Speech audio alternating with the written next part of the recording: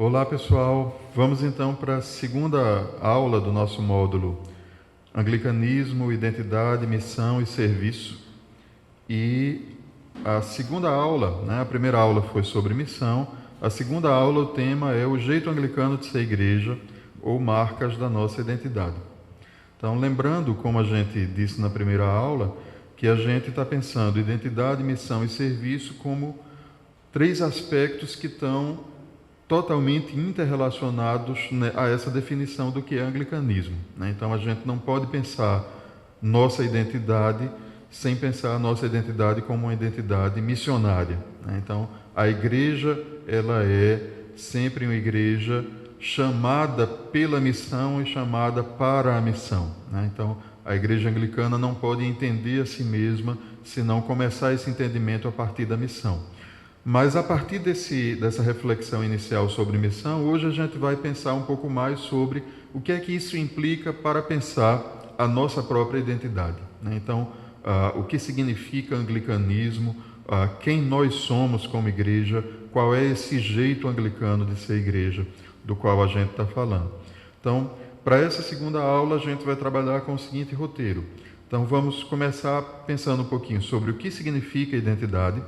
Depois vamos falar um pouco sobre algumas características históricas das identidades anglicanas e depois falar um pouco sobre alguns elementos de definição, vamos dizer assim mesmo que parciais e contingentes dessa identidade, que são o quadrilátero de Lambert ou de Chicago-Lambert e os instrumentos de unidade da comunhão anglicana.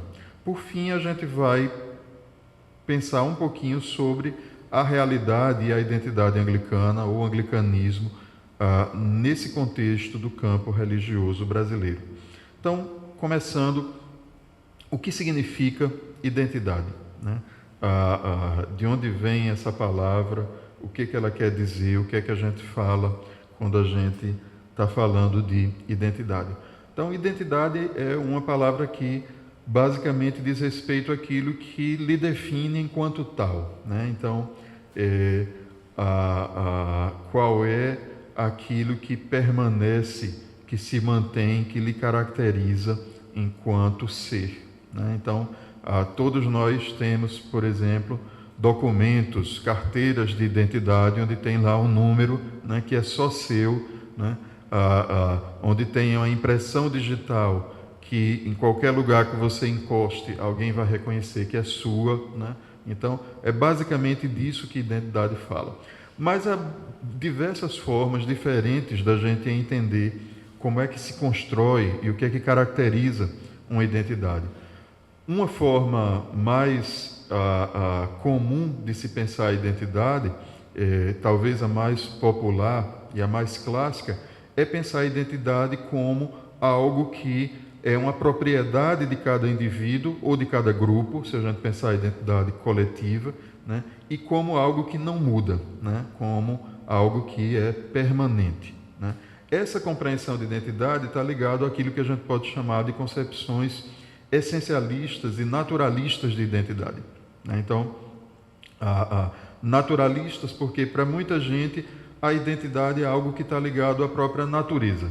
Então, principalmente pensando de identidade individual, então cada um de nós já nasce com uma série de características, atributos, elementos que teoricamente são únicos seus e que não mudam a vida toda e que aquilo ali define sua identidade. Mesmo quem não trabalha necessariamente com a ideia de que essas características são naturais, muitas vezes dizem, existe uma essência, a identidade é algo que está ligado a algo que lhe representa, em última instância, algo íntimo, que não muda de forma alguma. Então, cada ser, cada grupo social tem uma essência, tem um núcleo duro que define a sua identidade. Essa é a forma mais comum de se pensar a identidade, embora crie muitos problemas, porque como as pessoas e a realidade mudam o tempo todo, frequentemente as pessoas estão em crise de identidade, se perguntando, se isso mudou, o que é que permanece, né? O que é que não muda, né? Se isso não é tão natural ou tão essencial quanto eu pensava, o que é essencial e o que é natural, né? O que é que, em última instância, define a minha identidade, né? E aí as pessoas estão nessa busca contínua desse elemento. E muitas pessoas se agarram a isso e dizem, não,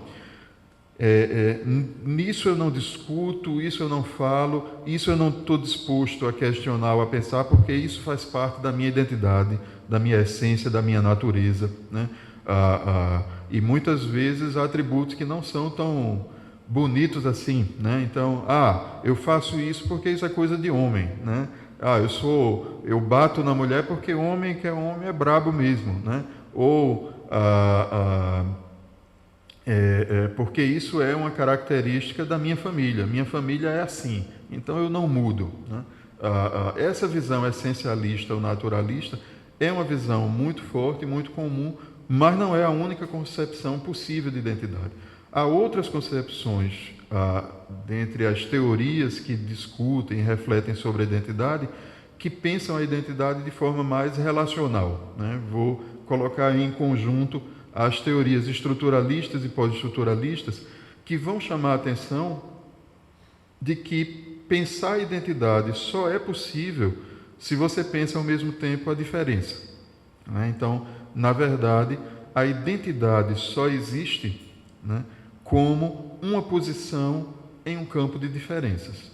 Na verdade, se você diz eu sou homem, né, o sentido de homem ele só se define em contraposição ao sentido de mulher. Se você diz eu sou branco, isso só vai se definir em contraposição ao sentido de negro ou de indígena, né? Se você diz eu sou cristão, né? Isso vai se definir numa posição de diferença em relação a outras reuniões. Então, qualquer definição ou qualquer tentativa de definição positiva, na verdade, ela é ilusória, porque cada posição ela só se coloca em contraposição a uma outra posição, né? Alguém que se define como rico vai ser rico em relação a um outro grupo social, mas vai ser pobre em relação a outro, né? Então, tudo depende de que lugar você está ocupando, de a quem você está se comparando, como é que você se coloca dentro de uma cadeia de diferenças. Nesse sentido, a identidade ela deixa de ser vista como uma propriedade positiva, intrínseca ao indivíduo e como algo que permanece, e a identidade passa a ser visto como algo que depende de uma estrutura relacional, né? Então, eu só posso entender a minha identidade como uma posição dentro de uma realidade. E isso cria uma situação curiosa, porque aí ajuda a gente a pensar a própria mudança, né? Uma vez que a realidade está continuamente mudando, as outras pessoas estão continuamente mudando, a minha própria identidade está sendo continuamente desafiada e transformada também. Então, nesse sentido, não existiria uma identidade fixa, né? Autodefinida, autorreferida, mas a identidade é algo que está sendo continuamente deslocado, negociado, reconstruído através ou a partir das próprias relações e do próprio contexto social. Isso se aplica, por exemplo, ao que a gente discutiu sobre missão na aula passada, né? A gente pode tentar definir missão através de certos termos, mas à medida em que a realidade muda, à medida em que os desafios mudam, à medida em que novas questões surgem, a gente precisa estar continuamente repensando o sentido de missão, né? A mesma coisa a gente poderia dizer em relação à identidade. Uma contribuição importante para pensar a identidade nesse sentido vem do chamado pragmatismo linguístico, né, ou da filosofia da linguagem, especialmente a uma formulação ligado a um filósofo chamado Wittgenstein, que pensa, né, a partir da leitura de Nietzsche, de Schiller, de outros filósofos, que pensa a identidade como algo que está ligado ao que ele chama de uma semelhança de família, né? Family resemblance, como se diz no inglês. O que é semelhança de família?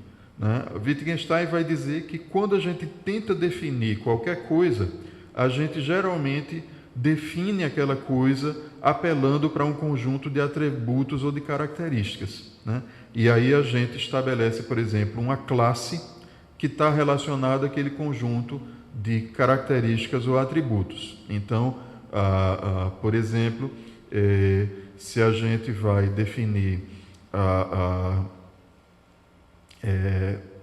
o catolicismo, a gente vai dizer que o catolicismo está ligado à autoridade do Papa, está ligado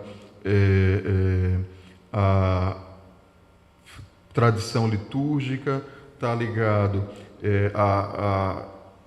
à teologia de Tomás de Aquino, né? Uma série de características que a gente pode colocar. Só que Wittgenstein chama a atenção de que, na prática, os elementos que a gente costuma colocar dentro daquela categoria, eles quase nunca compartilham todas as características que são atribuídas àquela categoria, né? Então, você diz que católico está ligado a tudo isso, mas você pode encontrar, e provavelmente vai encontrar alguém que se diz católico, mas que se diz que não acredita muito na autoridade do Papa, né?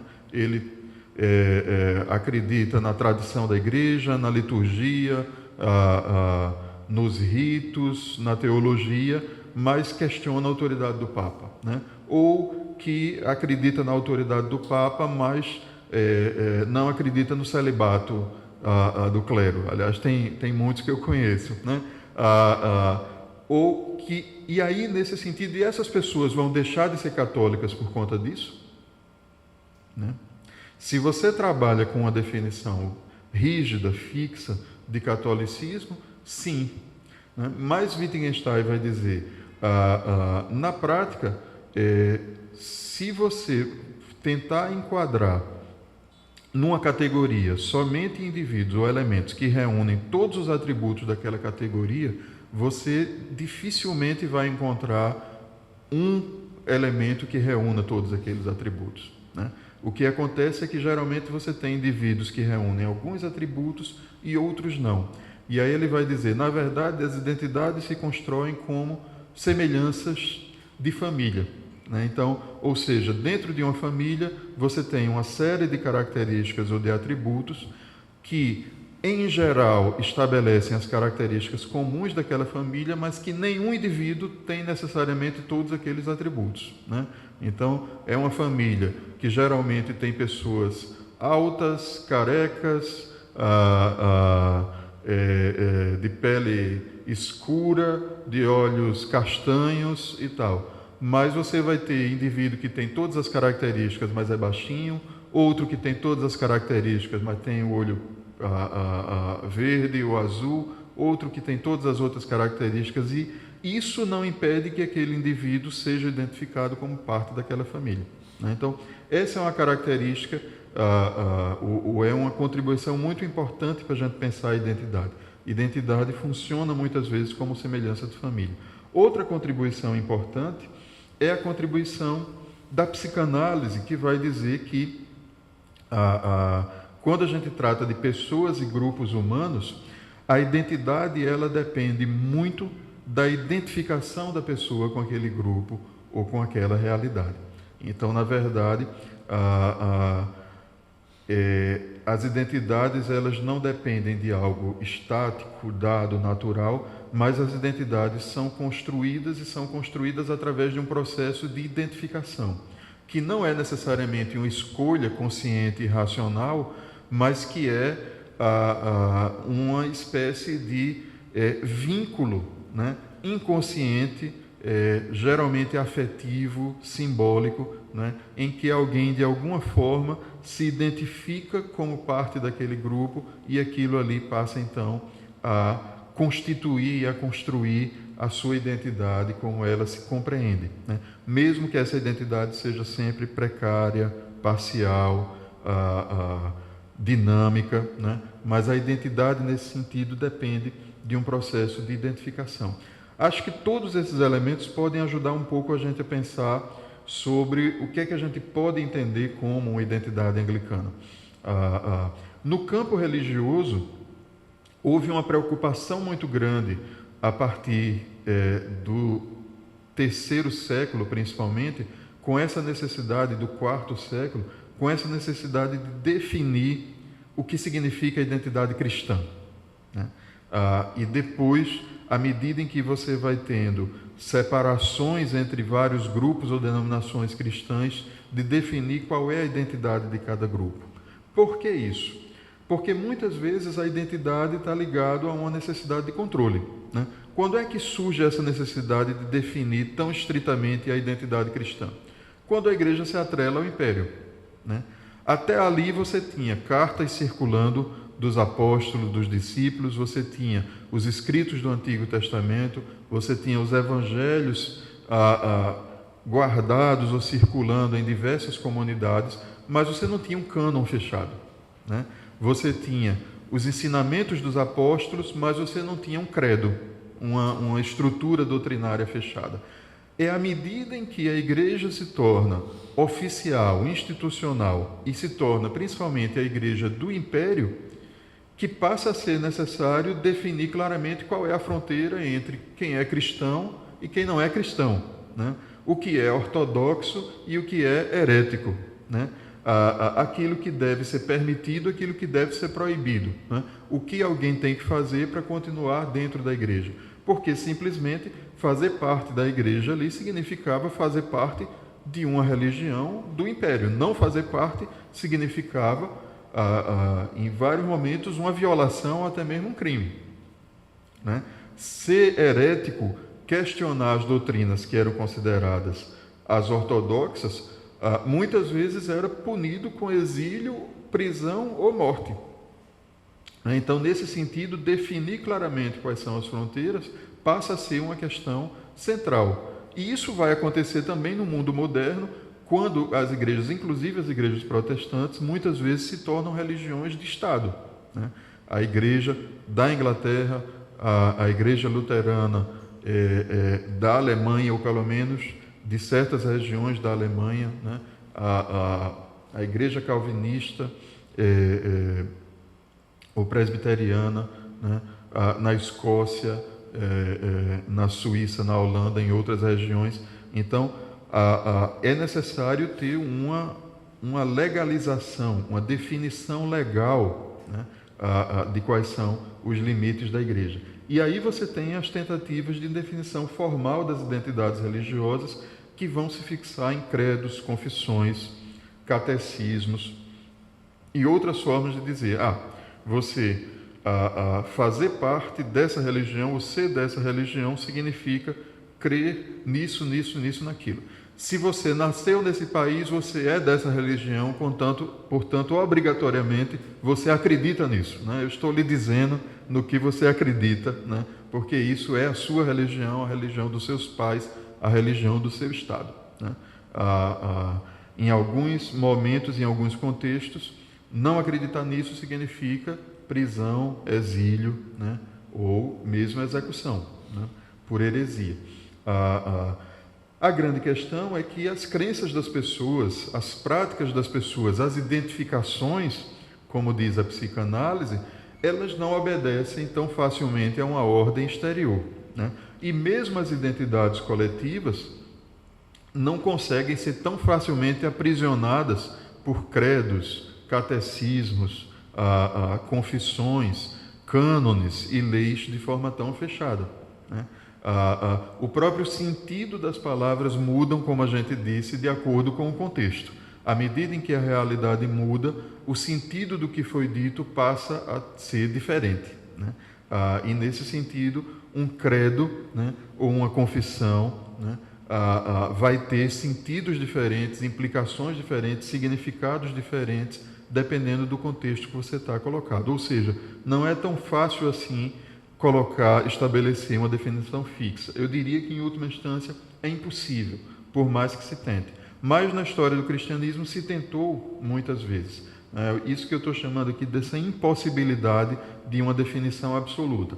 Mas isso gerou conflitos permanentes em torno das identidades religiosas. Isso é o que fez, por exemplo, com que, na história do cristianismo contemporâneo, né, na medida em que os reformadores do século XVI começam a questionar a hierarquia e certos elementos do dogma dominante na época, num primeiro momento, achando inclusive que iriam reformar toda a igreja. Lutero acreditava piamente que iria reformar toda a igreja. As teses dele não eram teses para dividir a igreja, eram teses para mudar a crença da igreja. Mas aquilo ali foi considerado inaceitável nos limites da igreja. Lutero é convocado a se retratar, e como ele não se retrata, você tem ali um cisma, né? E você tem uma divisão na igreja cristã. Mas, em muito pouco tempo, dentro da própria igreja luterana, outras interpretações que discordavam da definição oficial que se estabeleceu no norte da Alemanha vão ser consideradas divergentes ou heréticas, e ali você tem outros cismas, né? E aí, ao longo do século XX, você tem tido uma profusão imensa de novas igrejas, porque muitas vezes cada pequena divergência significa, na verdade, uma ruptura, né? E a criação de uma nova igreja, porque aquilo não cabe dentro daquela definição que foi estritamente colocada ali. Ou quando você tem um elemento que se torna ambíguo, não se torna claro, você tem diferentes interpretações, e uma das interpretações se torna dominante e a outra é obrigada a sair. E aí você tem um processo de ruptura, né? E aí a gente tem tido uma realidade de conflitos permanentes em torno dessa questão da identidade religiosa. Como é que isso vai ser vivido no contexto anglicano, né?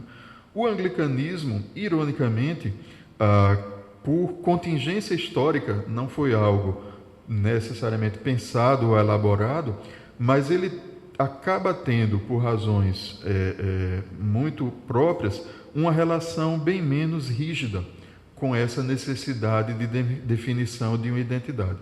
O que acontece? Como a gente disse na aula passada, como vocês já estudaram ou podem estudar na história do anglicanismo, o anglicanismo ele nasce de dois movimentos diferentes. Você tinha um movimento teológico de reforma mais acadêmico dentro da Igreja da Inglaterra, né? Que também chegava ao âmbito popular, com pessoas que abraçavam algumas ideias novas para aquela época e defendiam isso dentro da igreja, mas você tinha uma igreja oficial ligada à igreja romana e ligada à tradição romana. À medida em que você tem uma divergência política, né, entre o rei e o papa, você tem um processo de ruptura e um apoio a essa ala reformada dentro da igreja anglicana, que deixa de ser marginal, deixa de ser clandestina, para se tornar agora uma ala reconhecida e passa a ter a missão de construir, vamos dizer assim, uma nova compreensão teológica para a Igreja da Inglaterra, né? Mas, embora isso ocorra em um primeiro momento, com a morte do rei você tem um processo de restauração católica, né, e uma perseguição aos protestantes, né? Depois, mais tarde, você tem um processo de restauração protestante e uma perseguição aos católicos. E, resumindo a história, a única forma de se alcançar uma paz e um equilíbrio dentro da Igreja da Inglaterra vai ser no reinado de Elizabeth, quando ela decide estabelecer que as questões teológicas secundárias elas deveriam ser tratadas com liberdade dentro da Igreja da Inglaterra. Então você tinha uma ala da Igreja da Inglaterra que era mais simpática às doutrinas e às tradições clássicas do catolicismo, você tinha uma ala muito próxima da reforma luterana, você tinha uma ala que tinha ido para o exílio em Genebra e tinha voltado muito próxima da reforma calvinista, né? E a Elizabeth vai dizer, essas questões todas são secundárias, né? Nós somos uma igreja, né, centrada na coroa britânica, né? Esse é o elemento inicial de identidade. É necessário ter lealdade a Deus, a Cristo, alguns elementos centrais da fé, a liturgia, a coroa, né? E no resto, né, cada um acredita no que quiser, né? Então aí você tem uma certa liberdade para essas divergências teológicas. Isso faz com que essa definição de um credo ou de uma confissão de fé, ela seja algo bem menos rígido dentro do anglicanismo. Não que, historicamente, vários grupos não tenham tentado fazer essa definição, né? Em vários momentos, grupos, principalmente mais calvinistas, no interior do anglicanismo, né? Aí vem os 39 artigos de religião e tal, vão tentar desenvolver uma confissão e estabelecer essa confissão como obrigatória para o anglicanismo. Mas tanto a própria definição da confissão vai ser o tempo todo tensionada pelas divergências, que eram múltiplas dentro do anglicanismo, quanto a própria ideia da adoção dessa confissão como obrigatória nunca vai ser plenamente aceita dentro do anglicanismo. Então, na prática, a igreja anglicana já nasce, por razões históricas e contingentes, como igreja plural, né? Como uma igreja que abraça divergências em relação a diversas questões, né? Aí se toma a velha máxima atribuída a Santo Agostinho, que se torna uma das máximas mais tradicionais e mais conhecidas dentro da igreja anglicana, né? Que diz no essencial unidade, no secundário liberdade, em todas as coisas o amor ou a caridade, né? Então essa máxima vai ser muito repetida no anglicanismo, dizer, não, tem algumas coisas essenciais que nos unem, mas nas coisas secundárias a gente deve ter liberdade para cada um crer como quiser, e em tudo, para que se mantenha o vínculo, o fundamental é o amor.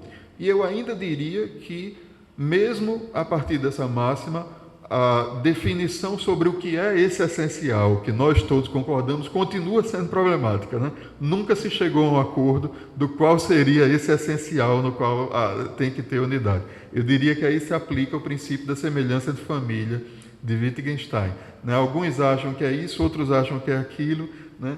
Ninguém concorda com tudo, mas cada um concorda com pelo menos uma coisa, e aí a gente se mantém como uma mesma família de igreja. Mas a própria definição do que é essencial nunca chegou a ser plenamente fechada, embora haja tentativas também, como a gente vai ver mais adiante. Então, a partir daí, a gente pode dizer que talvez um dos elementos que mais ajude a gente a refletir, não a definir, porque eu não acho que seja possível definir de forma clara, precisa e definitiva a identidade anglicana. Acho que não existe, nem tem como ter nenhuma definição fechada da identidade anglicana, mas a identidade anglicana é algo que está o tempo todo sendo pensado, repensado, reconstruído, né? Mas dizer que não é possível fechar não quer dizer que não existe, quer dizer que existe como algo que está o tempo todo sendo negociado, tensionado, construído e reconstruído, né? E uma das coisas que ajuda a gente a pensar e entender essa identidade anglicana é a tradição anglicana, né? Essa tradição que está ligada a uma história inicial, que é a história da Inglaterra, mas depois também as histórias das tradições anglicanas em diferentes contextos, né? E a cultura que se formou dentro dessa tradição a partir da Inglaterra e depois a partir dos vários contextos em que o anglicanismo foi se estabelecendo, né? Então, essa tradição e essa cultura anglicana são, eu diria, o caldo a partir do qual a gente pode pensar nessa identidade anglicana. E aí, um primeiro aspecto a chamar a atenção são as origens históricas do anglicanismo, como a gente vinha falando, e o caráter aberto e plural das identidades anglicanas, né? Aberto e plural desde a sua origem, aberto e plural na medida em que o anglicanismo se estabelece através da colonização e depois através da missão em outros países e vai ganhando cores e características locais, né? Então, hoje o anglicanismo se reconhece como talvez a principal característica do anglicanismo seja essa pluralidade, né? Essa busca de uma unidade na diversidade, né? De uma unidade que não depende da homogeneidade ou da uniformidade. Outra característica histórica que vem daí é esse pluralismo teológico que está ligado à noção de via média, né? Então, muitos teólogos anglicanos, diante do debate entre os romanistas ou papistas, como eram chamados nos séculos 17, os católicos romanos, e os protestantes reformadores, vão dizer que a tradição anglicana nem se filia totalmente a Roma, nem a Genebra, né? Nem ao calvinismo, eu diria, nem ao luteranismo, nem à tradição romana, mas busca o que se tentou, num primeiro momento, definir como uma via média, né? E, nesse sentido, se abre para a possibilidade desse pluralismo teológico, né? Então, é possível crer de diferentes formas dentro da tradição anglicana. Você vai ter gente com a teologia bem calvinista dentro da tradição anglicana, você vai ter gente com a teologia mais católica, tomista dentro da tradição anglicana, você vai ter gente mais carismática e pentecostal dentro da tradição anglicana, e essas coisas mais evangelical, mais liberal, né? E essas perspectivas convivem, muitas vezes, não vou dizer harmonicamente não, né? Muitas vezes conflituosamente, mas os liberais, pentecostais, católicos, evangélicos, que continuam escolhendo ser anglicano ou continuar anglicano, continuam escolhendo conviver com a diferença, né? Então, as pessoas têm diferentes crenças, mas elas sabem que se elas querem estar na igreja anglicana, elas estão acreditando que é possível crer como elas crerem, convivendo, celebrando, partilhando a vida de uma igreja com pessoas que creem de forma diferente. Então, talvez esse pluralismo seja uma das características mais fortes. Outro aspecto importante dessa tradição é a centralidade da liturgia na espiritualidade e na teologia anglicana. Mais uma vez, talvez por contingência histórica, uma vez que o anglicanismo não se definia claramente através de uma definição intelectual, confessional, um dos principais elementos de partilha da teologia anglicana, da identidade anglicana, é a liturgia. Aí há um provérbio latino que também é muito repetido dentro do anglicanismo, que é lex orandi, lex credendi, ou seja, aquilo que nós oramos, a lei que nós oramos, né, é aquilo que nós cremos, né? Então, a teologia não é aquilo que os teólogos produzem na universidade, ou mesmo que os concílios, sínodos, organizações produzem nas instâncias oficiais.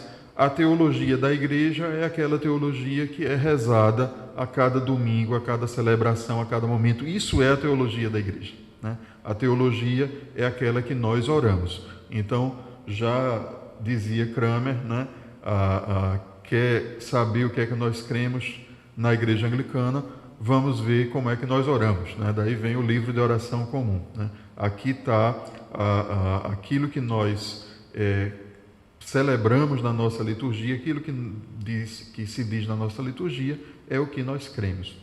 Outra característica forte do anglicanismo é o caráter intrinsecamente público e contextual da fé, né? Essa é uma outra dimensão que está muito atrelada à própria história do anglicanismo. O anglicanismo nasce como uma religião de Estado, e isso faz com que o anglicanismo não possa se furtar, desde o início, aos debates civis, né? Aos debates que diziam respeito à vida na polis, à vida política em seu tempo. Então, as questões que afligiam, que confrontavam a realidade pública na tradição anglicana, sempre foram questões que diziam respeito e que eram trazidas para a vida da igreja. E isso vai se aplicar também à realidade colonial e depois à realidade das missões, né? Onde o anglicanismo chega, ele chega com uma tradição teológica, com uma tradição de reflexão e com história que cobra pensar quais são as suas implicações, qual é a sua posição, qual é a sua relação com aquilo que está acontecendo no mundo, né?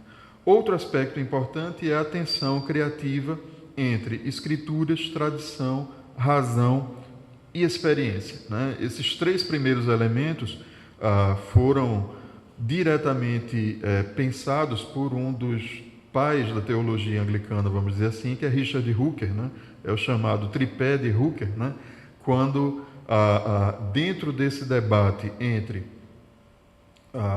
o catolicismo e a teologia reformada na época, né? Uns diziam a fonte última da teologia é a tradição, né? O magistério da igreja, né? Aquilo que foi ensinado ao longo dos séculos na tradição católica. E outro grupo dizia não, a autoridade máxima são as escrituras, né? Então, sola escritura, né? A autoridade máxima é a Bíblia, em última instância.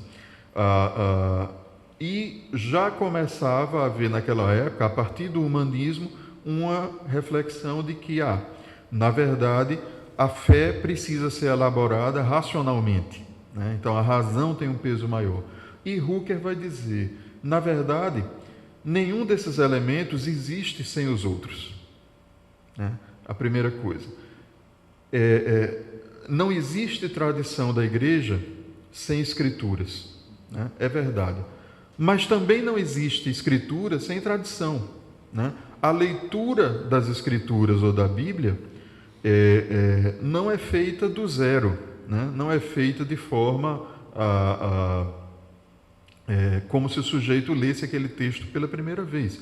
A leitura, ela só existe dependendo de outras leituras que já foram feitas, que estão construídas e estão consolidadas na tradição, né? Depende de tudo aquilo que foi acumulado em relação a essas leituras. E nada disso é possível sem a razão, né? Não é possível nem entender a tradição, nem refletir sobre a tradição, nem entender as escrituras, nem refletir sobre as escrituras sem a razão. E aí Hooker vai dizer, ora, nenhum desses três elementos subsiste sozinho, né? É necessário você trabalhar com os três ao mesmo tempo, em pé de igualdade, né?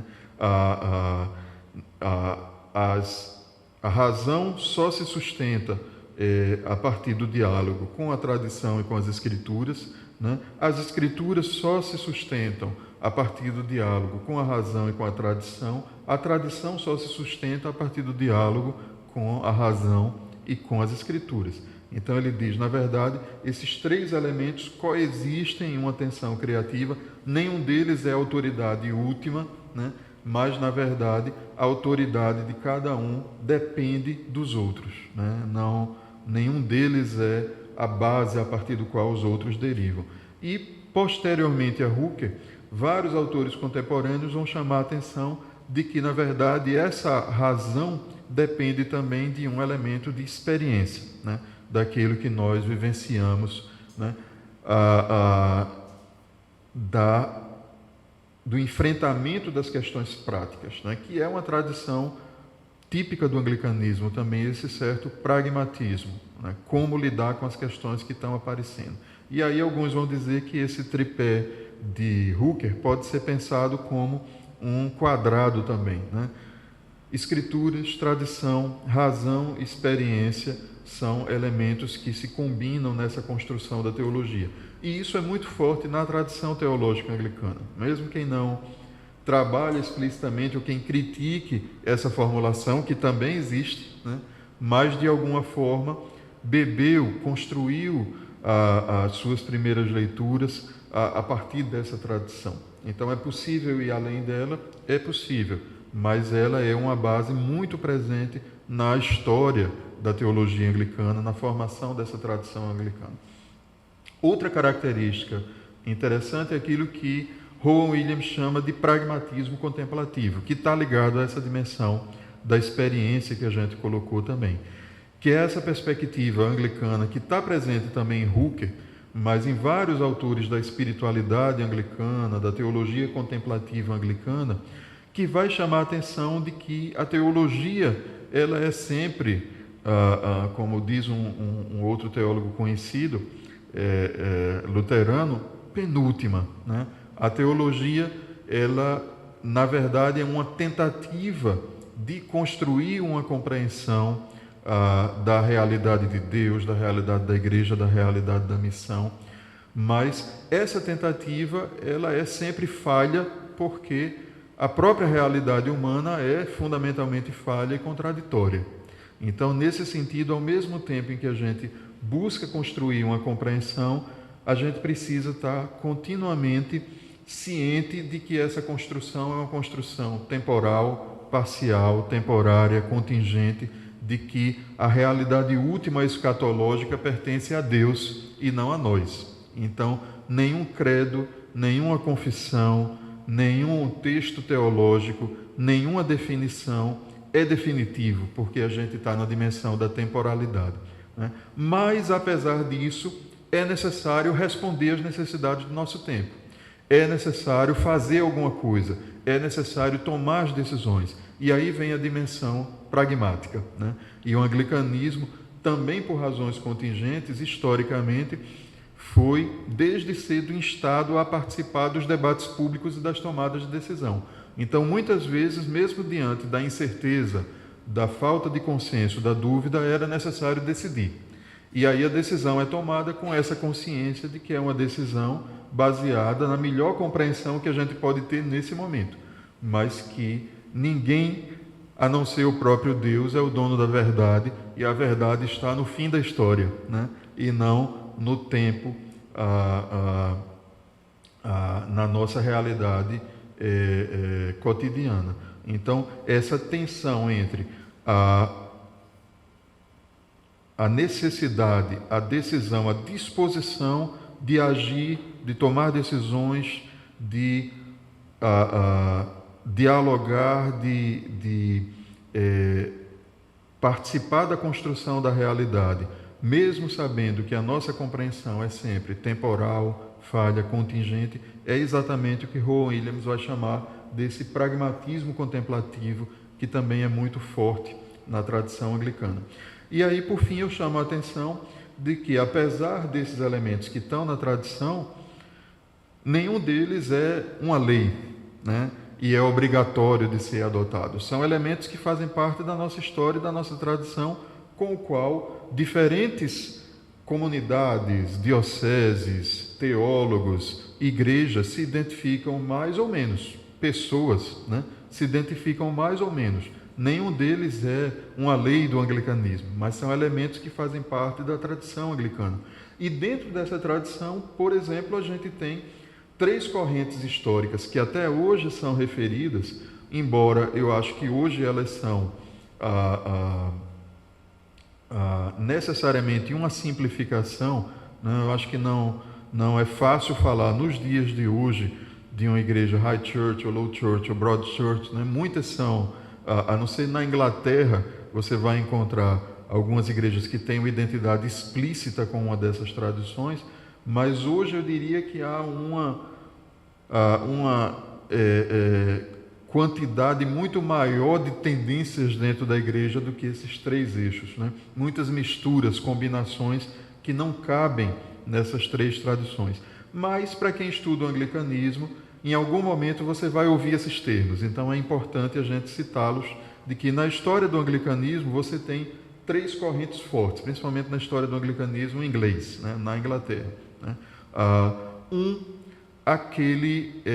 Aquela corrente da igreja que estava mais atrelada à hierarquia da igreja, à liturgia formal, né? À nobreza, né? Que é a corrente da igreja mais ligada ao anglicanismo oficial, geralmente mais próximo das tradições formais do catolicismo, que é a chamada Igreja Alta, ou High Church, né? Também chamado de anglo-catolicismo, né? Então, você encontra várias igrejas na comunhão anglicana toda, principalmente na Inglaterra, que tem uma celebração fortemente centrada na tradição anglicana, com a liturgia extremamente sofisticada, com o uso muito forte de símbolos, né? Com uma ênfase muito grande na questão do sacerdócio, da hierarquia, do episcopado. Então, essas são igrejas chamadas High Church. Há um movimento também muito forte na história do anglicanismo, que vem do anglicanismo popular, das pequenas comunidades que a partir de um certo momento se identifica muito com o evangelicalismo inglês, que é a chamada Igreja Baixa ou Low Church, né? É a igreja de onde vem, por exemplo, o movimento metodista, os irmãos Wesley, o Exército da Salvação, né? Movimentos que alguns deles, inclusive, acabam se separando do anglicanismo, mas outros se mantêm dentro do anglicanismo. O fundamentalismo inglês, né, vem da Low Church, embora também esteja muito forte dentre os batistas ingleses e outros movimentos. Alguns se separam do anglicanismo, né, mas outros permanecem lá, né? É o anglicanismo evangelical da chamada Igreja Baixa, né, que vai ter uma ênfase muito maior na questão da evangelização, dos cotidianos, que vai ver com certa desconfiança o ritualismo, a sofisticação cerimonial, né, a rigidez litúrgica, que vai tentar fazer uma atualização contínua da vida e da liturgia da igreja, usar novos métodos, vai ser mais experimental. Então essa aí é a chamada igreja baixa ou low church. Não é baixa por uma questão hierárquica, pelo menos não somente, mas é baixa por uma questão de ser uma igreja mais popular, né, em contraponto à high church. E outra corrente que vai ser etiquetada, vamos dizer assim, dentro do anglicanismo a partir de um certo momento, vai ser a chamada Broad Church, que a gente pode traduzir de forma mais simples como igreja larga, né? Que é principalmente identificada com o chamado liberalismo teológico, né? Então, há um certo momento em que, dentro da igreja da Inglaterra, também em um primeiro momento, embora vá ter influência forte na igreja norte-americana também, vários teólogos e lideranças começam a defender essa perspectiva mais crítica, racionalizada, a absorção das discussões da ciência, ou a consideração das questões da ciência na teologia anglicana, e começam a demandar que isso tenha implicações na própria vida da igreja também, né? De que a igreja precisa haver, por exemplo, uma separação maior entre igreja e Estado na Inglaterra. Isso vai ser definido, de que a educação precisa respeitar o pluralismo religioso, a laicidade, de que mesmo dentro da educação cristã precisa ser levado em conta os ensinamentos da ciência, né? De que a própria tradição cristã, a própria teologia, as próprias escrituras precisam ser lidas e consideradas a partir das descobertas da ciência. Então isso vai ser uma característica muito forte nesse momento dessa chamada Broad Church, ou igreja larga, né? A ideia da abertura para esse pluralismo e para esse diálogo com a sociedade, inclusive com o secularismo e com a ciência, né? Então essas são correntes históricas tradicionais, mas, como eu disse, é muito difícil você aplicar essa nomenclatura, por exemplo, numa igreja como a brasileira, ou como as igrejas latino-americanas de forma geral, né? Na verdade, falar de uma igreja high church na América Latina, eu diria que é quase contraditório, né? A igreja, o anglo-catolicismo, ele se caracteriza, entre outras coisas, por seu anglicismo, né? Por sua centralização na tradição, na cultura inglesa, né? Então, há influências desse anglo-catolicismo na América Latina, no Brasil? Né? E aí, quando você tem uma igreja mais litúrgica, ela acaba sendo chamada de high church, né? Ou de anglo-católica, né? Mas isso que a gente chama de anglo-catolicismo, que se pode chamar de anglo-catolicismo numa igreja norte-americana ou sul-americana, é muito diferente do que é o anglo-catolicismo na igreja da Inglaterra, por exemplo, né? Hoje, dentre a chamada Low Church do movimento evangelical, você tem o pentecostalismo, você tem diferentes vertentes, diferentes formas de lidar com esse evangelicalismo. A discussão do liberalismo é uma discussão hoje que já se disseminou por várias correntes e várias tendências também. Então, é muito difícil você tentar classificar, embora algumas pessoas tentem, né, colocar o chapéu e dizer, eu sou anglo-católico, eu sou evangelical, eu sou carismático, né? Mas eu diria que essas etiquetas, na verdade, acabam tendo muito pouco sentido dentro da realidade do anglicanismo contemporâneo, principalmente fora da Inglaterra. Ok. Apesar dessa diversidade, desse pluralismo, como eu disse, houveram sim algumas tentativas de se encontrar esse elemento em comum, esse essencial, vamos dizer assim, que faria parte dessa definição da identidade anglicana. Então, vamos colocar aqui alguns elementos que vão fazer parte disso. Talvez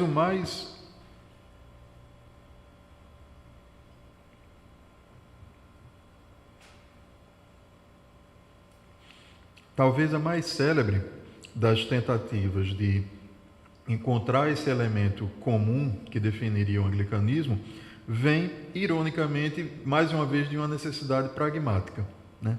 Da necessidade de pensar em como fazer o diálogo ecumênico. Então, no final do século XIX, início do século XX, como a gente disse, começaram os movimentos de busca de diálogo entre as diferentes igrejas cristãs, né? Motivados pela questão da missão, motivados pela questão da convivência nos mesmos territórios, da necessidade de responder às questões do tempo. Então você tem aí um início desse processo de diálogo. E aí é cobrado do anglicanismo a ideia de qual é a base para esse diálogo, né? Quais são os parâmetros que a gente tem para conversar com a Igreja Ortodoxa, com a Igreja Católica Romana, né? Com as outras igrejas, com as igrejas protestantes, né? Qual é a base para isso? E aí um teólogo norte-americano chamado William Huntington, em 1870, escreve um ensaio exatamente tentando definir isso, né? Quais seriam as bases para o diálogo entre os anglicanos e outros grupos religiosos, né? Nesse ensaio ele coloca 4 pontos que acabam sendo adotados e ratificados pela Câmara dos Bispos da Igreja Episcopal dos Estados Unidos, no encontro em 1886, né? E a partir da Câmara dos Bispos dos Estados Unidos, isso é levado então para a Conferência de Lambert de 1888, que foi logo posterior, e isso acaba sendo adotado então como os 4 pontos básicos essenciais, vamos dizer assim, da fé anglicana, que deveriam ser a base mínima de diálogo com qualquer outro grupo cristão ou religioso, né? Por isso esses 4 pontos acabam sendo chamados de quadrilátero de Chicago-Lambert, né? Porque ele é primeiramente formulado na Câmara dos Bispos, na reunião de Chicago da Câmara dos Bispos, e depois ratificado pela Conferência de Lambert de 1888. E esses 4 pontos eram exatamente esses que estão colocados aí. As Sagradas Escrituras do Antigo e do Novo Testamento, que contém todas as coisas necessárias para a salvação, como regra e norma máxima de fé, o Credo dos Apóstolos como símbolo batismal e o Credo Niceno como declaração suficiente da fé cristã, os 2 sacramentos, o batismo e a Eucaristia ou a Santa Ceia, administrados com o uso indefectivo ou inequívoco das palavras da instituição do próprio Cristo e os elementos ordenados por ele, né, o pão e o vinho, e o episcopado histórico adaptado localmente em seus métodos de administração às diversas necessidades das nações e povos chamados por Deus à unidade da sua igreja. Posteriormente, na Conferência de Lambert de 1920, há uma atualização da redação desses pontos, e esse 4º ponto, principalmente, ele é ampliado, né? Se tira a menção direta ao episcopado histórico e se coloca formas de ministério. Mas, ironicamente, a redação que continua mais utilizada até hoje é a redação original de 88, que é a redação que está aí. Mas em 1920 se estabeleceu que a base para o diálogo deveria ser não o episcopado histórico, mas uma compreensão do ministério cristão. Né? Por isso que a gente dialoga, inclusive, com igrejas não episcopais. Né? Mas a forma original do quadrilátero acabou se consagrando e é a mais utilizada até hoje. Então, esses são considerados, por muita gente, os 4 pontos essenciais da tradição anglicana. Né? As Escrituras, né, como que contém todas as coisas necessárias à salvação. Né? Então, nada pode ser cobrado de alguém que não esteja nas Escrituras, né? E como regra e norma máxima de fé, né? O credo dos apóstolos como símbolo do batismo, né? Aquilo que você confessa ao se reconhecer como parte da igreja. O credo niceno, né? Que é uma formulação mais sofisticada a partir do apostólico, como uma declaração suficiente da fé cristã. O batismo e a Eucaristia, embora muitas igrejas anglicanas trabalhem com a ideia de 7 sacramentos ou de 2 sacramentos e ritos sacramentais, então a divergência aí, mas o mínimo, né, básico seria o batismo e a Eucaristia, a compreensão sacramental do batismo e da Eucaristia, ou seja, são sinais visíveis de uma graça invisível, e com o uso das palavras da instituição de Cristo e dos elementos, a água, o pão, o vinho, né? E o episcopado histórico, ou mais tarde o ministério, reconhecendo que isso precisaria ser adaptado de acordo com a realidade de cada cultura e de cada local, né? Mas a ideia de um ministério cristão, dos sacramentos, dos credos e das escrituras seriam os 4 elementos básicos, vamos dizer assim, mínimos necessários para se caracterizar o anglicanismo. Como eu disse, embora se tente encontrar esse essencial, há ainda muita divergência na interpretação do que significa cada um desses pontos, né? São somente 2, né? Ou são no mínimo 2, podem ser 7 sacramentos. O que significa Sagradas Escrituras contém tudo aquilo que é necessário à salvação, né? O que significa ser norma e regra máxima de fé.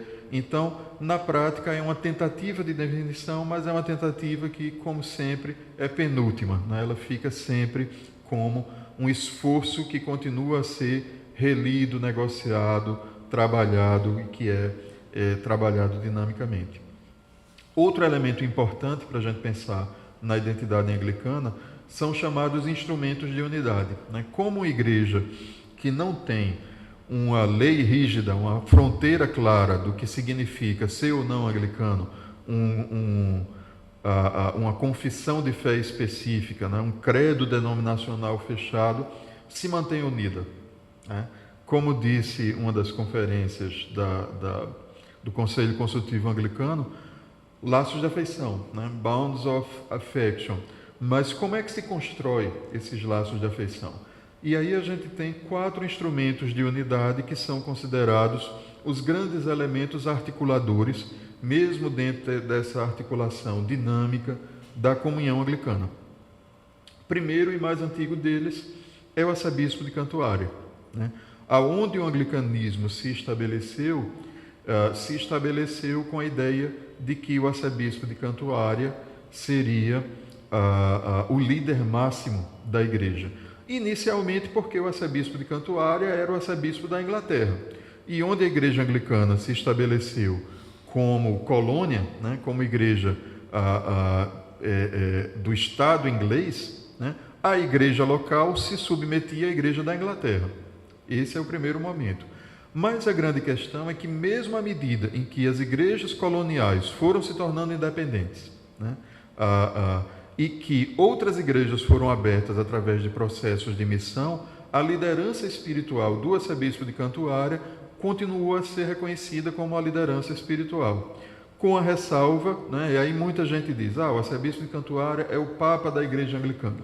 É uma analogia possível, no sentido de que, assim como o papa é o líder espiritual da igreja católica romana, né, o arcebispo é o líder espiritual da igreja anglicana, um dos símbolos de unidade e tudo mais. Mas há também uma diferença gigantesca, porque a Igreja Católica é uma igreja verticalizada e que tem uma mesma estrutura hierárquica no mundo todo. O anglicanismo não, né? Então, na prática, à medida em que as colônias foram se tornando independentes, as igrejas nacionais também foram se tornando independentes. Ou seja, o arcebispo de Cantuária não manda na igreja da Nigéria, não manda na igreja dos Estados Unidos, não manda na igreja do Brasil. Então, ele é uma referência, um símbolo de unidade, uma liderança espiritual, mas ele não tem autoridade formal sobre as igrejas da comunhão anglicana. Cada província anglicana é autônoma, toma suas próprias decisões, tem seus próprios cânones, né? Muitas vezes com posições divergentes em vários aspectos, né? Mas mesmo assim elas se consideram parte dessa comunhão anglicana sob a liderança simbólica do arcebispo de Cantuária. Outro instrumento de unidade importante, também muito antigo, então o primeiro arcebispo de Cantuária é considerado Santo Agostinho de Cantuária, que foi o primeiro arcebispo ainda enviado por Roma, né, para ser arcebispo da região de Kent, né, a região da Cantuária, onde até hoje fica lá o Palácio Episcopal, onde até hoje fica a sede da comunhão anglicana, né? Quando vocês estiverem em Londres, visitem, né, vale a pena.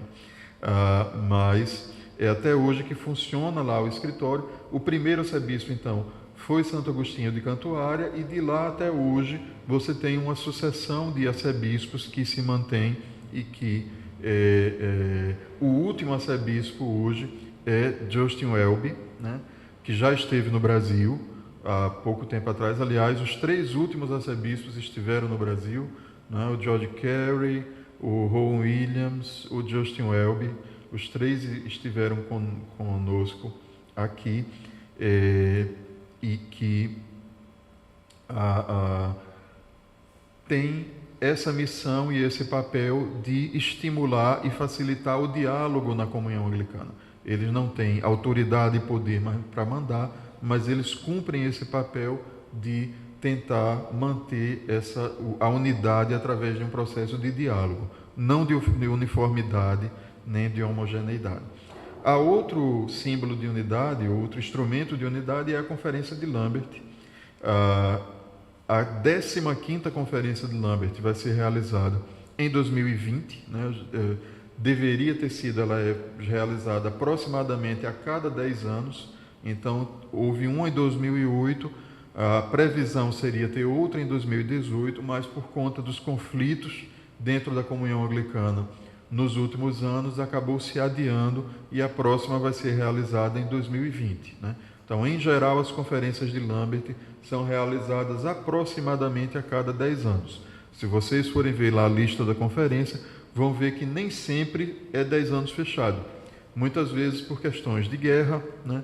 Muitas vezes por questão de crise econômica ou de questões interiores da própria igreja, você passa 11 anos, né, 12, como aconteceu dessa vez, né, mas a princípio a conferência acontece a cada 10 anos, e a Conferência de Lambert é uma conferência que reúne, a princípio, todos os bispos diocesanos da comunhão anglicana, né? Então, todos os bispos do Brasil, em 2020, se Deus quiser, Dom Peixoto, da Diocese do Recife, vai estar lá, e todos os bispos da comunhão anglicana inteira participam da conferência, embora também a conferência não tenha nenhuma ingerência sobre as províncias.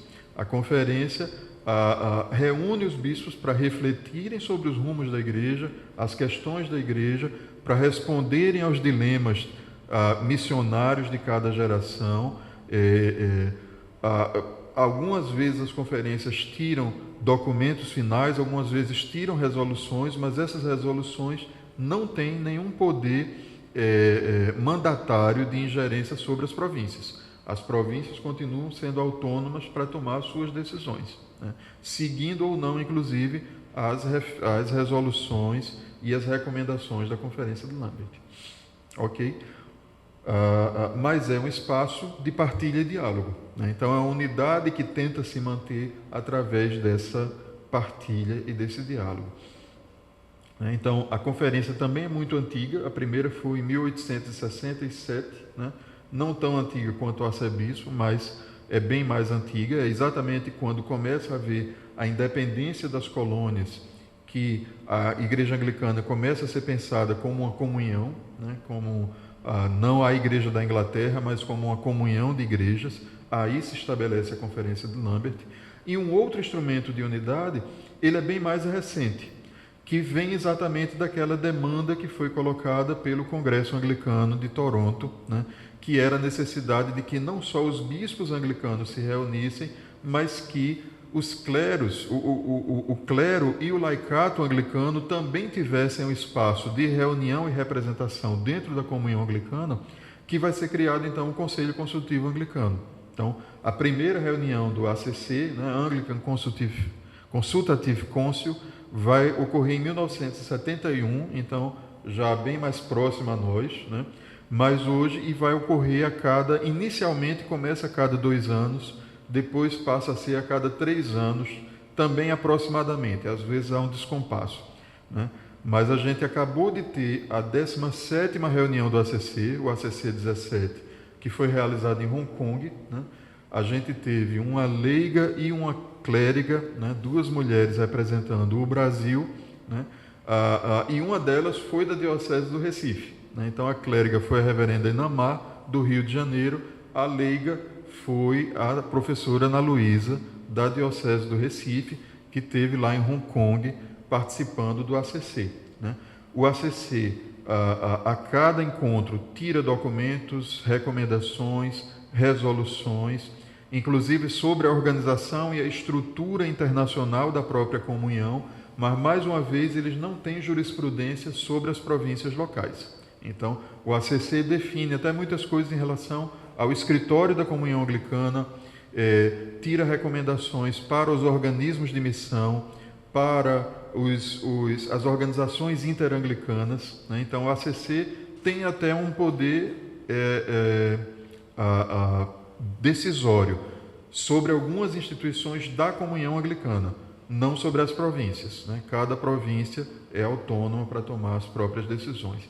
E o último instrumento de unidade a ser criado vem da compreensão de que era necessário um grupo que tivesse uma atuação mais dinâmica, e a partir daí você tem a criação da reunião dos primazes. Num primeiro momento, a reunião dos primazes é pensado como um encontro de partilha e lazer, né? Ela começa como reunião convocada pelo arcebispo de Cantuária para que os bispos primazes de cada província pudessem se conhecer, compartilhar, celebrar juntos, passar um momento junto. Mas, inevitavelmente, nessas reuniões começa a haver, então, uma discussão dos problemas da comunhão anglicana, e aí a reunião dos primazes acaba se tornando também um fórum importante de partilha e de diálogo dentro da comunhão anglicana.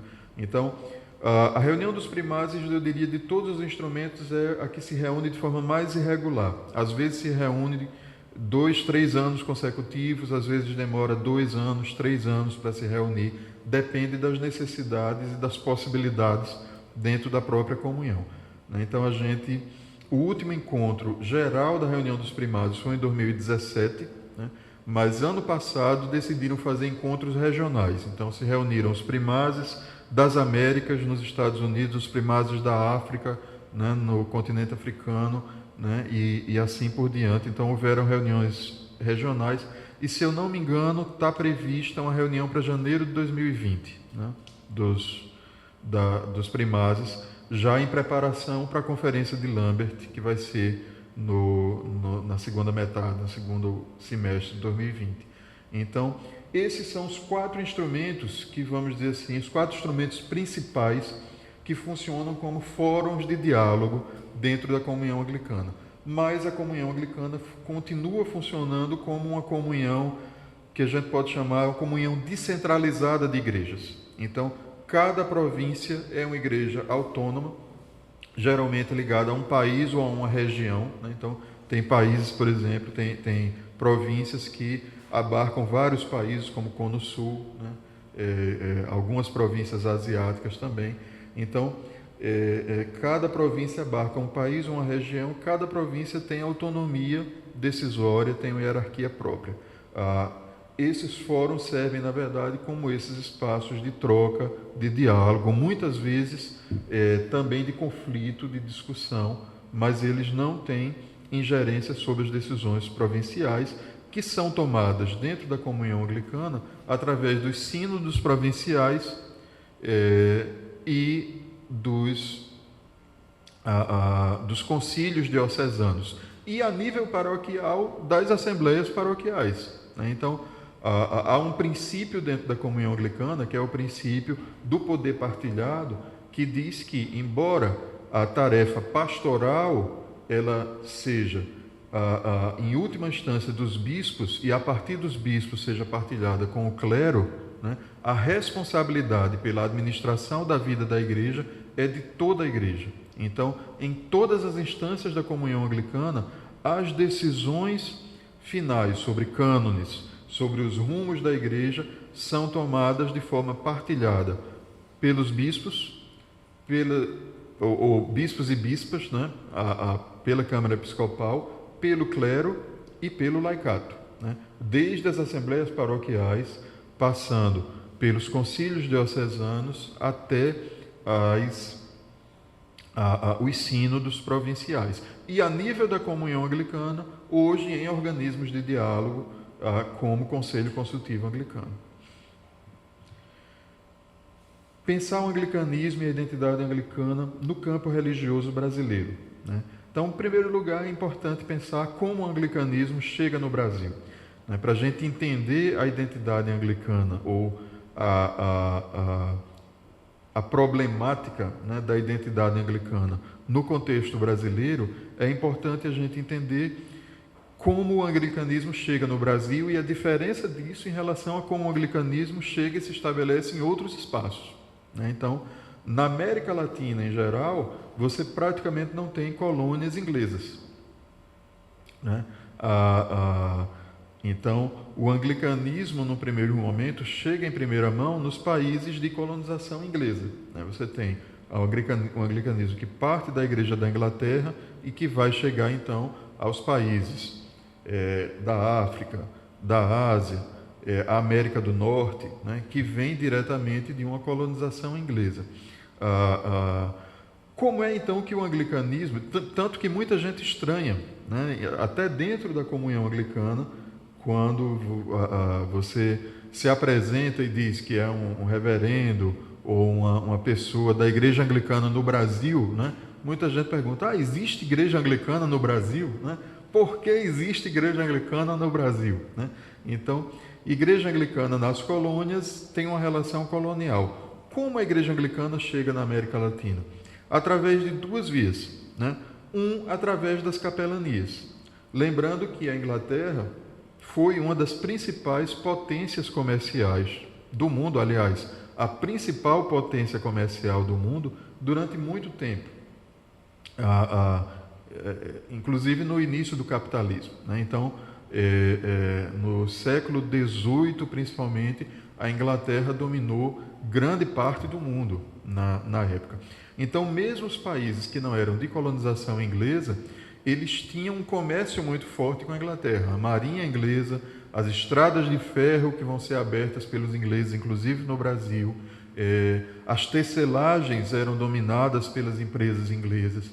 Então, isso faz com que praticamente no mundo todo, inclusive na América Latina, haja a presença de empresas e de agências de comércio inglesa, principalmente nas cidades portuárias, né? E para atender aos ingleses que vinham trabalhar ou no comércio ou na indústria dentro desse contexto, são criadas então capelanias voltadas basicamente para esses ingleses. E é exatamente isso que vai acontecer no Brasil no primeiro momento.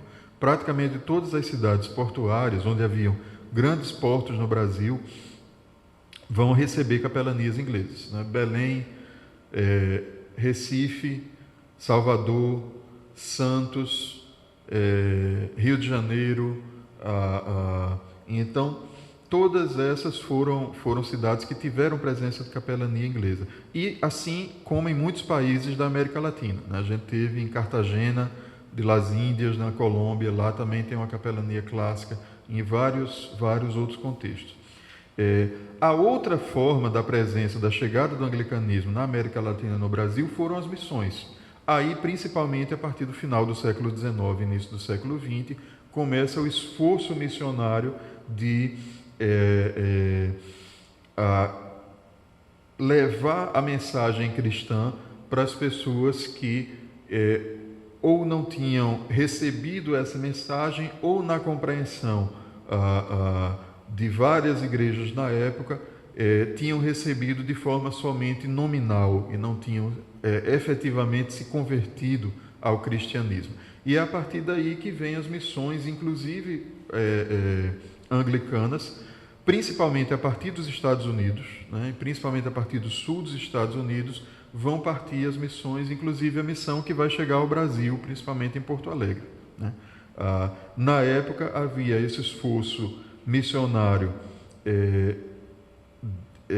de atingir esses povos e de fazer isso de forma partilhada e ecumênica.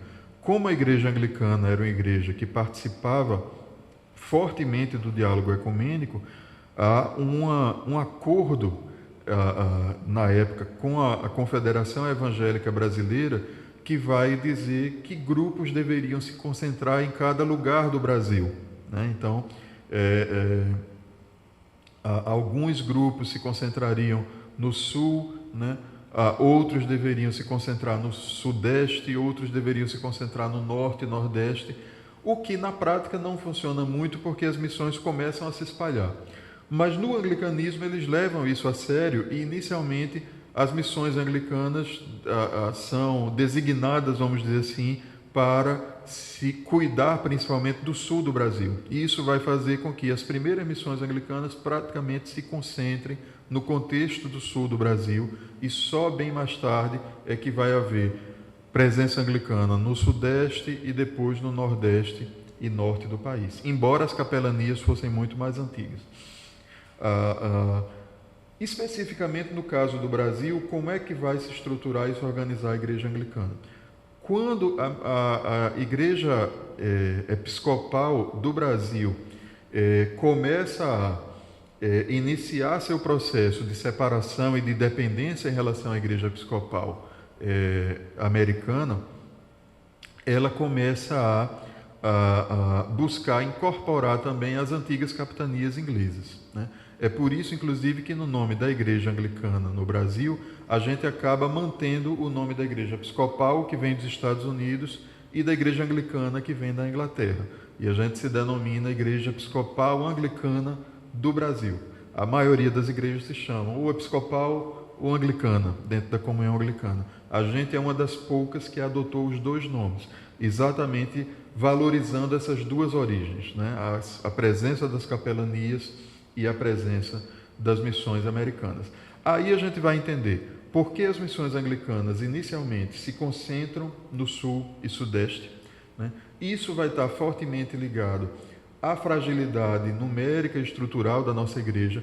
Na prática, a expansão anglicana para o norte e nordeste só vai acontecer efetivamente depois da independência. Então, a maioria das igrejas, das denominações protestantes no Brasil, se expandiu com o apoio das igrejas de origem, das chamadas igrejas-mãe, né? Então, tiveram financiamento para crescer no país todo e só se tornaram independentes depois que já tinham a presença nacional. No caso do anglicanismo, a gente tem uma história diferente, né? Enquanto o anglicanismo estava ligado aos Estados Unidos, ele estava praticamente concentrado no sul e vai chegar no sudeste, no Rio de Janeiro, em São Paulo principalmente na colônia japonesa, né? A partir da presença da colônia japonesa. A expansão efetiva, o crescimento efetivo no Nordeste e no Norte do Brasil só vai acontecer depois que você já estava no processo de independência da Igreja Americana. Ou seja, a expansão, a nacionalização da Igreja Anglicana não vai ser da Igreja Anglicana no Brasil, não vai ser financiada pela Igreja norte-americana, né? E aí a grande maioria do patrimônio que a gente tem na Igreja Anglicana no Brasil está centrado na região sul e sudeste. O pouco de patrimônio que a gente tem no centro-oeste, norte e nordeste é o patrimônio que veio das capelanias, né? Principalmente no norte e nordeste, onde você tinha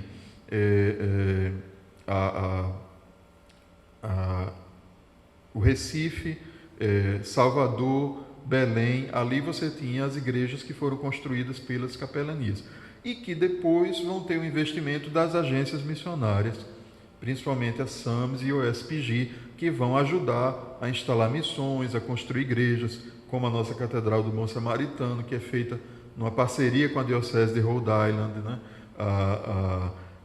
E a gente vai ter missionários trabalhando aqui dentro desse contexto, mas a responsabilidade já era da Igreja brasileira. Então isso vai explicar por que a gente demorou tanto a se expandir, consequentemente por que a gente cresceu pouco e por que a gente cresceu com pouco recurso, com pouca infraestrutura. Mas apesar disso, eu diria que a Igreja Anglicana tem tido uma presença muito relevante no contexto brasileiro, né? Não é uma presença expressiva numericamente para a realidade do campo religioso brasileiro, que é um campo, é um país onde você tem um povo extremamente envolvido no campo religioso. Então você tem igrejas muito grandes, né? Para o contexto da realidade brasileira, a Igreja Anglicana é uma realidade, é uma igreja relativamente pequena, mas é uma igreja que tem tido uma presença expressiva, né? E alguns elementos aí a gente podem ajudar a gente a compreender essa presença, essa realidade. O primeiro aspecto que é muito associado à Igreja Anglicana no Brasil e que muitas vezes gera, inclusive, confusão e incompreensão é essa quebra do dualismo entre catolicismo e protestantismo. Então, dentro do contexto brasileiro, o cristianismo se estabelece de forma, no primeiro momento, de forma homogênea, através da presença da colonização católica.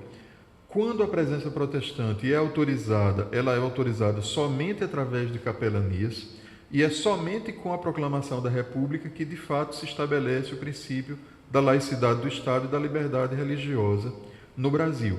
Então, o protestantismo que vem para o Brasil também é um protestantismo fortemente anticatólico. O catolicismo via o protestantismo como heresia e o protestantismo via o catolicismo como apostasia. Então, até poucas gerações atrás, a grande maioria a posição oficial do catolicismo no Brasil era uma posição antiprotestante. E a posição protestante era fortemente anticatólica. Quando o anglicanismo chega no Brasil, fortemente envolvido no diálogo ecumênico, com uma liturgia e uma tradição estética e simbólica que não rompe com a tradição cristã que vem desde a antiguidade, consequentemente muito parecida com o catolicismo. Enquanto o protestantismo no Brasil foi proibido de usar símbolos, cruzes, sinos, formato de igreja e vestes, então, quando o anglicanismo chega no Brasil, ele chega praticamente escandalizando os dois grupos, né? Então, para os protestantes, os anglicanos são católicos demais, porque tem toda a simbologia e toda a estrutura católica. Para os católicos romanos, os anglicanos são protestantes demais, né? Mas isso traz uma contribuição importante, porque o anglicanismo ajuda, em certo sentido, a quebrar essa própria visão dualista de que catolicismo e protestantismo são irreconciliáveis, opostos, né? Necessariamente adversários e inimigos. O anglicanismo acaba sendo um fator importante nesse movimento de quebra desse dualismo, embora esse dualismo ainda existe, né? Mas eu diria hoje ela é muito mais frágil do que foi algum tempo atrás. Outro aspecto importante é a valorização da liturgia e da estética, né? Então, para o catolicismo, a liturgia e a estética era uma questão de tradição, né? para o protestantismo, liturgia e estética estavam muito associados ao catolicismo, né? O anglicanismo, ao mesmo tempo, tem uma valorização da liturgia e da estética em diálogo com uma teologia mais plural, né? Que dialoga, inclusive, com o próprio protestantismo. E isso mostra, traz uma nova forma de se pensar na liturgia, na simbologia, no uso da arte dentro da tradição da igreja. Então, esse eu acho que tem sido uma outra contribuição importante do anglicanismo no contexto brasileiro. Outro aspecto é a forte participação ecumênica. Então, desde a chegada ao Brasil, o anglicanismo participou e participa ativamente de todas as organizações e entidades ecumênicas, participa diretamente do esforço do diálogo entre igrejas, né? E essa é uma contribuição importante do anglicanismo.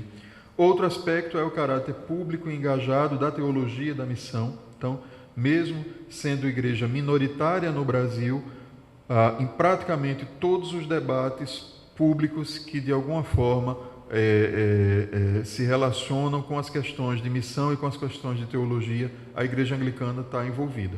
Então, é uma igreja minúscula, por exemplo, mas quando tem fórum de debate, em espaços públicos, Assembleia Legislativa, mídia, né? Em geral, os anglicanos são convidados porque eles têm uma tradição de discutir essas coisas, né? Então, é uma igreja pequena, mas com uma presença significativa. E, por último, eu destacaria o ethos inclusivo e pluralista. É exatamente essa característica do anglicanismo, trabalhar com a pluralidade e trabalhar o máximo possível com a inclusão e não com a exclusão, fez com que o anglicanismo se tornasse um espaço de refúgio para muita gente que, de alguma forma, ou não se identificava, ou não consegue se identificar com outros campos religiosos mais fechados, ou que passaram por frustrações, conflitos e crises com outras igrejas, né? O que muitas vezes acaba se tornando também um desafio para pensar a identidade anglicana, porque no Norte e Nordeste, por exemplo, nós temos pouquíssimos anglicanos multigeracionais, famílias anglicanos de raiz, como se diz, ou de família, de tradição, que é neto, bisneto, filho de anglicano. A maioria das pessoas anglicanas no Norte e Nordeste são pessoas que vieram de outras igrejas. E aí você tem um desafio de mergulhar no anglicanismo e de ser mergulhado pelo anglicanismo, né? E de construir essa identidade não a partir somente de uma tradição, mas de se apropriar dessa tradição e construir a partir de um horizonte, de um projeto, de uma perspectiva, de um sonho. Ok, pessoal? Então, é isso. Eu fecharia também chamando a atenção para alguns aspectos, né, em relação a esse tema da identidade anglicana e do jeito anglicano de ser igreja. Em primeiro lugar, de que a identidade anglicana deve ser pensada como uma tradição e como um processo de identificação, especialmente nos contextos brasileiro e nordestino, né? Não como um enquadramento em um conjunto de regras, doutrinas ou aspectos fechados. Então, o anglicanismo é como esse rio cujas margens nunca são tão claras e estão continuamente sendo redefinidas.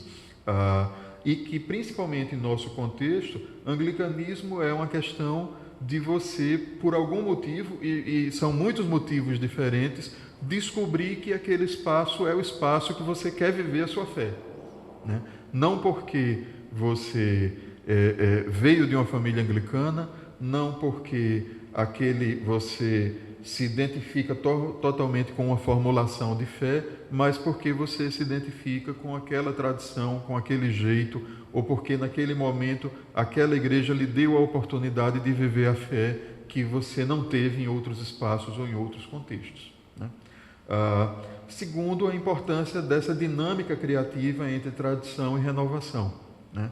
Não existe a fórmula fechada da identidade anglicana, mas essa fórmula precisa, consequentemente, ser redescoberta e renovada, não mais uma vez negando a tradição, mas mantendo a tradição viva, fazendo a tradição dialogar com o presente, com a realidade atual.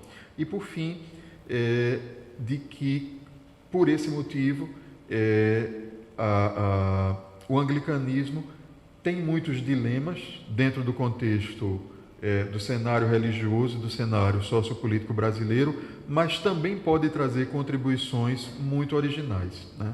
Se a gente pensa na realidade brasileira hoje como uma realidade onde a religião tem ganhado um peso imenso na vida pública de forma irrefletida, muitas vezes simplesmente aderindo a certos projetos de poder, em que a religião tem se tornado um fator de conflito, muitas vezes de ódio, né? Muitas vezes mobilizada pelo medo.